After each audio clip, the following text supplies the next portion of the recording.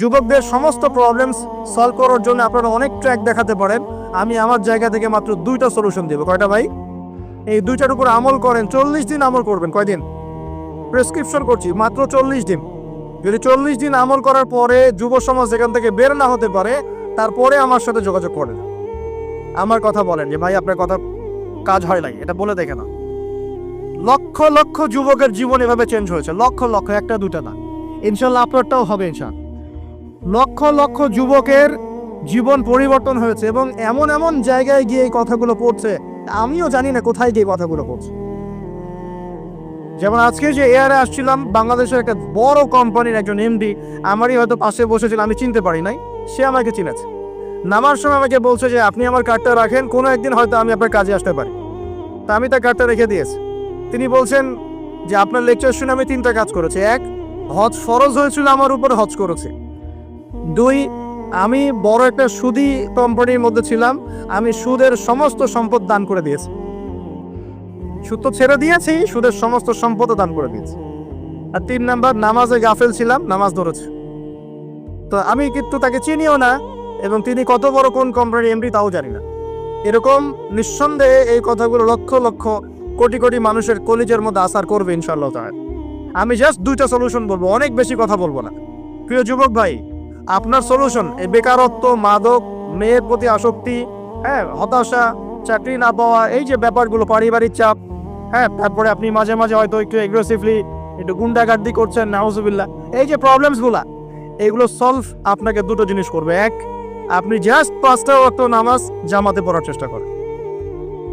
একটাও 5 ওয়াক্ত মানে 5 ওয়াক্তই, মানে আপনাকে ফজরে উঠতে হবে, এশার নামাজও পড়তে হবে। ফজরে উঠতে হলে যদি আপনাকে সারা রাত জেগে থাকতে হয় তাহলে জেগে থাকবেন, যদি আর্লি ঘুমাতে হয় তাহলে আর্লি ঘুমাবেন। 2টা সলিউশন। মানে এখন তো অনেকেই রাত চলে যায় 3টা, 3:30, 4টা পর্যন্ত জেগে থাকে, কারণ এখন তো দিন রাত হয়ে গেছে, রাত দিন হয়ে গেছে, তাই না? এটা ক্ষেত্র বিশেষে জায়েজ হতে পারে, কিন্তু সবসময় এটা করা যাবে না। যেমন রমজান মাস, দেখা যায় রাতের বেলা অনেকেই ইবাদত করে না, একবারে ফজরের নামাজ পড়ে হয়তো জিকির আজকার তেলাওয়াত করে মানুষ ঘুমায়, এটা আলাদা বিষয়, কিন্তু সারা জীবন তো এই কাজটা করা যাবে না, যাবে? তো আর্লি ঘুমানোর চেষ্টা করা ভালো। যদি না পারেন, যদি আপনার রাত জাগতেই হয়, তাহলে ফজরের নামাজটা পড়ে অ্যাটলিস্ট ঘুমাবেন, ঠিক আছে? 1 নাম্বার, 5 ওয়াক্ত নামাজ জামাতে। যদি জামাত না পান বাসায়, যদি জামাত না পান তাহলে পরবর্তীতে কাউকে নিয়ে জামাত করে নেবেন। একবারই পান নাই, ঘুমিয়েছিলেন, কোনো সফরে ছিলেন ইত্যাদি, আপনি একা হলেও পড়ে নেবেন। 5 ওয়াক্ত নামাজ ছাড়বেন না, ওয়াদা করেন আজকে 5 ওয়াক্ত নামাজ কেউ ছাড়বেন না, ওয়াদা করেন। আল্লাহ পাক কবুল করুন, বলি আমিন। এই নামাজ, ইন্না সালাতা তানহা আনিল ফাহশাই ওয়াল মুনকার, আল্লাহ পাক নিজে বলেছেন এই নামাজ সমস্ত পাপের কাছ থেকে তোমাকে দূরে রাখবে ইনশাআল্লাহ, ইনশাআল্লাহ। আর একটা কথা মনে রাখবেন, যে নবীর শান শওকত নিয়ে আমরা আলোচনা করেছি এবং করতে যাচ্ছি, রাসূলুল্লাহ সাল্লাল্লাহু আলাইহি ওয়াসাল্লাম মুমূর্ষু অবস্থায়, একদম মুমূর্ষু অবস্থায় উম্মতের জন্য যে নসিহতগুলো করেছেন, তার মধ্যে একটা হচ্ছে as-salat ওয়া মা মালাকাত আইমানুকুম, নামাজের ব্যাপারে যত্নবান হও এবং তোমাদের অধীনস্থদের ব্যাপারে যত্নবান হও। এই 2টা কথা। শেষ ওয়ার্ড মানুষ কি বলতে পারে? আপনার বাবা যখন ইন্তেকাল করেছেন, হয়তো শেষ কথা বলেছেন তোর মাকে দেখিস, ঠিক আছে, তোর বোনদেরকে দেখিস, বাবা আমার এই বিষয়গুলো আমি ছেড়ে গেলাম, তুই দেখিস। আচ্ছা, আছে না এমন?